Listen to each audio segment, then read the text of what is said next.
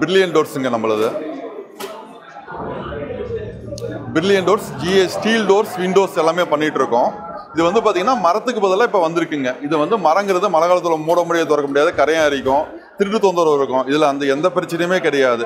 இது ஒன்ஸ் போட்டிங்கன்னா life long நல்லா இருக்கும். இது 5 வருஷம் ரீப்ளேஸ்மெண்ட் வாரண்டி, 10 வருஷம் சர்வீஸ் வாரண்டி.